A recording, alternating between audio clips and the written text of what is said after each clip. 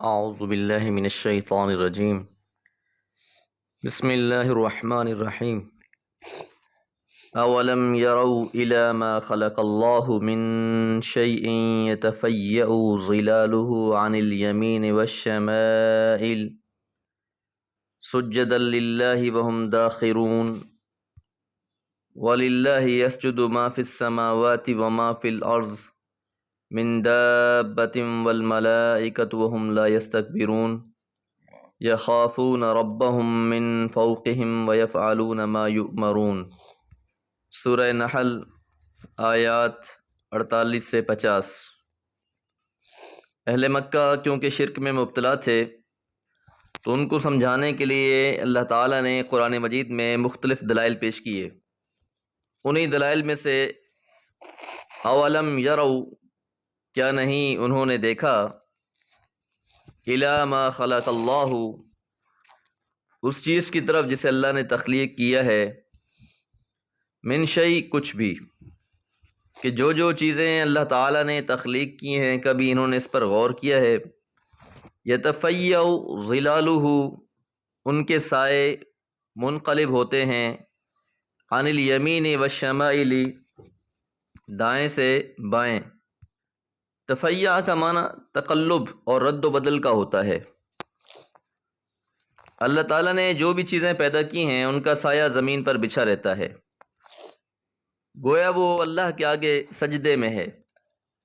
پھر وہ آہستہ آہستہ اٹھنا شروع ہوتا ہے، یہاں تک کہ جب سورج سمت راس میں آتا ہے تو سایہ بالکل کھڑا ہو جاتا ہے۔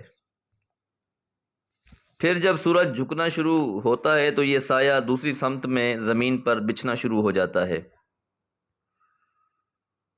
تو ہر چیز کے سائے کے 24 گھنٹے اسی رکوع اور سجدے میں گزرتے ہیں۔ اور سب سے اہم بات یہ ہے کہ سایہ کا یہ سجدہ سورج کے بالکل مخالف سمت میں ہوتا ہے۔ سورج مشرق سے طلوع ہو رہا ہے تو سایہ مغرب کی جانب ہے، اور جب سورج مغرب کی طرف ڈھلنا شروع ہو جاتا ہے تو سایہ مشرق کی طرف آ جاتا ہے۔ تو اس میں ایک اشارہ ہے ان لوگوں کے لیے جو لوگ سورج کی پرستش کیا کرتے تھے۔ تو گویا جو شخص سورج کو سجدہ کر رہا ہے اس کا اپنا سایہ اس کے اس عمل کی نفی کر رہا ہے۔ وہ خود تو سورج کے آگے جھکتا ہے لیکن اس کا سایہ اس کی مخالف سمت میں جھکتا ہے۔ اور اسی حقیقت کو اللہ تعالیٰ نے ایک اور جگہ پر بیان فرمایا، وَلِلَّهِ يَسْجُدُ مَن فِي السَّمَاوَاتِ وَالْأَرْضِ، کہ اللہ ہی کے لیے سجدہ کرتے ہیں جو بھی ہیں آسمانوں میں اور زمین میں، طوعاً وکرہا، خوشی سے بھی اور مجبوری میں بھی، چاہتے نہ چاہتے ہر چیز سجدہ اللہ ہی کو کرتی ہے۔ وَظِلَالُهُمْ بِالْغُدُوِّ وَالْآصَالِ، اور ان کے سائے بھی صبح شام اللہ کو سجدے کرتے ہیں۔ تو اس لیے یہاں پر بھی بیان فرما دیا سجدا للہ، وہ سجدہ کیے ہوئے ہیں اللہ کے لیے، وہم داخرون، اور انہوں نے عاجزی اختیار کی ہوئی ہے، تذلل اختیار کیا ہوا ہے۔ لفظ داخر کا معنی حقیر ہونا، ذلیل ہونا، کم درجے ہونا۔ تو اس کائنات کی ہر چیز اللہ تعالیٰ کی بڑائی بیان کرتی ہے اور خود کو حقیر جانتی ہے، سوائے متکبر لوگوں کے جو خود کو بڑا جانتے ہیں۔ اس لیے اللہ تعالیٰ ہمیشہ متکبر شخص کو ذلیل اور رسوا کر دیتا ہے۔ وَلِلَّهِ، اور اللہ ہی کے لیے، یسجد، سجدہ کرتے ہیں، ما فی السماوات، جو بھی ہیں آسمانوں میں، وما فی الارض، اور جو زمین میں ہے۔ تو زمین و آسمان کی ہر چیز اللہ ہی کو سجدہ کرتی ہے، سوائے دو مخلوقوں کے جن کے بارے میں اللہ نے فرمایا کہ ان میں سے بھی بہت سارے اللہ کو سجدہ کرتے ہیں، وہ انسان اور جن ہیں، انہیں اللہ نے اختیار دے دیا۔ باقی جتنی بھی مخلوقات ہیں، حشرات ہیں، جمادات ہیں، نباتات ہیں، جو بھی اللہ کی مخلوقات ہے، چاہے وہ پہاڑ ہیں، درخت ہیں، سب کے سب اللہ کو سجدہ کرتے ہیں۔ من دابۃ، اس لیے فرمایا جانداروں میں سے بھی، والملائکۃ، اور فرشتے بھی۔ تو دابہ سے زمین کی مخلوقات کی طرف اور ملائکہ سے آسمانوں کی مخلوق کی طرف اشارہ کر دیا گیا کہ یہ سب کے سب اللہ ہی کو سجدہ کرنے والے ہیں۔ وہم، اور وہ، لا یستکبرون، تکبر اختیار نہیں کرتے، خود کو بڑا نہیں جانتے۔ تو سجدہ عاجزی اور عبدیت کی سب سے عمدہ مثال ہے۔ سجدے میں انسان اللہ سے قریب ہو جاتا ہے۔ یخافون ڈرتے ہیں، ربہم اپنے رب سے، من فوقہم اپنے اوپر سے۔ تو یہ جتنی بھی مخلوقات ہیں اللہ کو سجدے بھی کرتی ہے اور ساتھ ساتھ اللہ کا ڈر اور خوف بھی ان کے دلوں میں ہے۔ وَيَفْعَلُونَ اور وہ کرتے ہیں ما یؤمرون جن کا انہیں حکم دیا جاتا ہے۔ تو یہاں یہ بات سمجھائی جا رہی ہے کہ انسان سجدے بھی اللہ کو کرے، اسی کو پکارے، اسی کی عبادت اور بندگی بھی کرے، تکبر سے اجتناب بھی کرے اور اپنے دل میں ڈر بھی اپنے رب کا ہی رکھے۔ یہ آیت مبارکہ آیت سجدہ ہے، تو سامعین سے التماس ہے کہ وہ جب فرصت ملے سجدہ تلاوت کر لیں۔ اس کا طریقہ کار یہ ہے کہ اللہ اکبر کہہ کر سجدے میں جایا جائے گا اور دعا پڑھی جائے گی، سجد وجہی للذی خلقہ وشق سمعہ وبصرہ بغیر حول منی ولا قوہ، اور اللہ اکبر کہہ کر سجدے کو ختم کر دیا جائے گا۔ اگر کسی کو یہ دعا یاد نہیں ہے تو عام جو تسبیحات پڑھی جاتی ہیں ان کو بھی پڑھا جا سکتا ہے۔ اللہ تعالیٰ سے دعا ہے اللہ تعالیٰ ہر قسم کے تکبر سے محفوظ رکھے اور اپنی رضا کے لیے اعمال کی توفیق عطا فرمائے رکھے۔ وما علیہ الا البلاغ۔ اعوذ باللہ من الشیطان الرجیم، بسم اللہ الرحمن الرحیم۔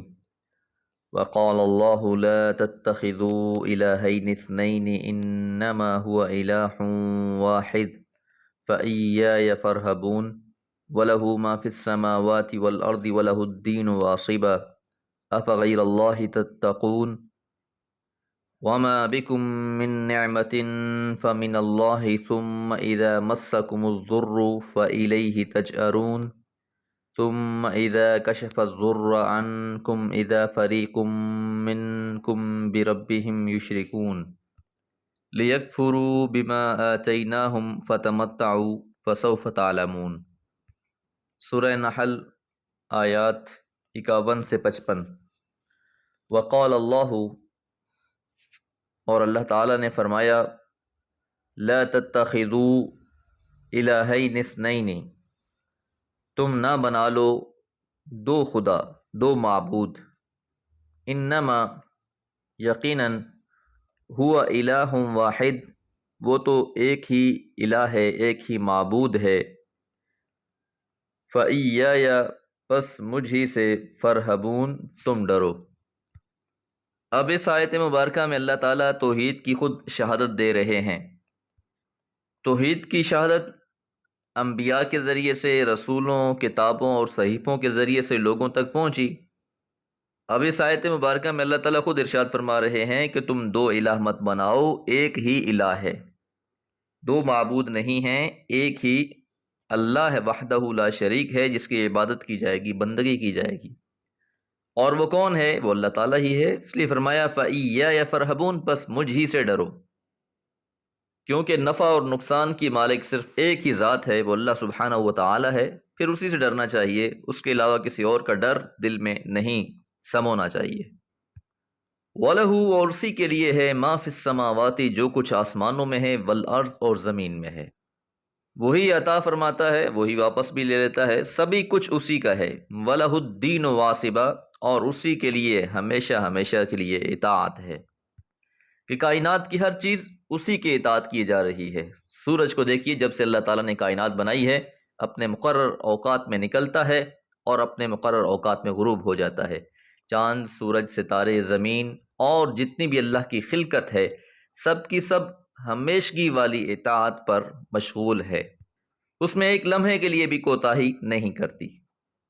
تو جب سب کچھ اللہ تعالیٰ کا ہی ہے، اسی نے عطا کرنا ہے، اسی کے اختیارات ہیں، تو ڈرنا بھی اسی سے چاہیے۔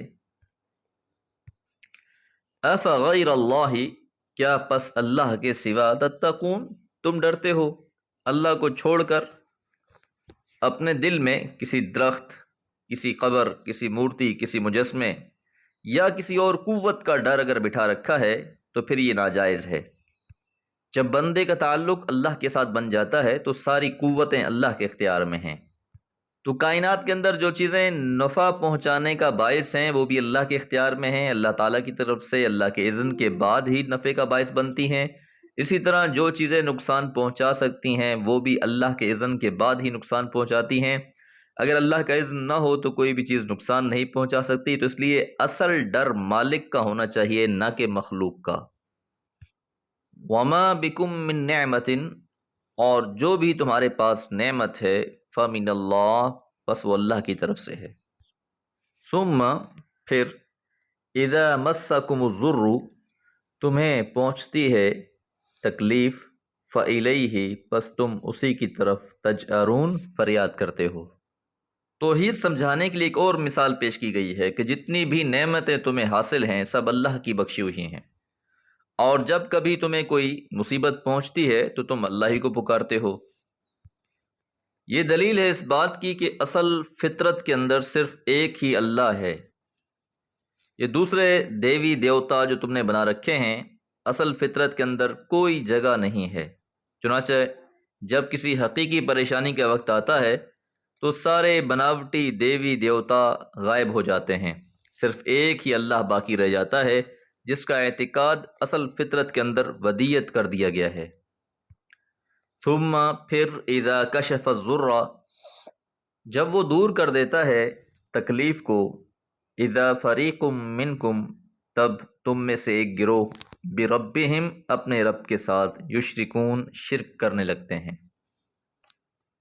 تو جب مصیبت کو اللہ تعالیٰ دور کر دیتے ہیں تو پھر وہی انسان پچھلی خرمستیوں میں لوٹ آتا ہے، وہی دیوی دیوتا پھر جاگ پڑتے ہیں جو مصیبت کے وقت غائب ہو گئے تھے، اور اسباب و وسائل کا وہی اعتماد پھر بحال ہو جاتا ہے جو پہلے دل اور دماغ پر مسلط تھا۔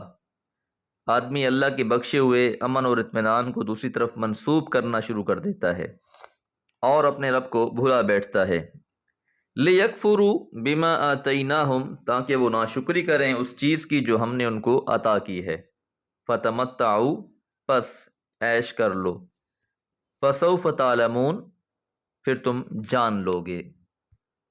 یہ صورتحال کا نتیجہ ہے کہ اس طرح انسان اللہ کی بخشی ہوئی نعمتوں کی ناشکری کرتا ہے اور اس کو دوسروں کی طرف منسوب کر دیتا ہے۔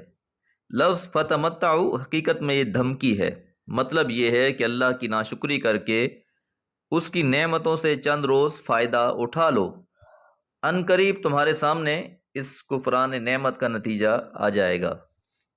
اللہ تعالیٰ سے دعا ہے اللہ تعالیٰ اپنے شاکرین بندوں میں سے بنا لے۔ وما علیہ الا البلاغ۔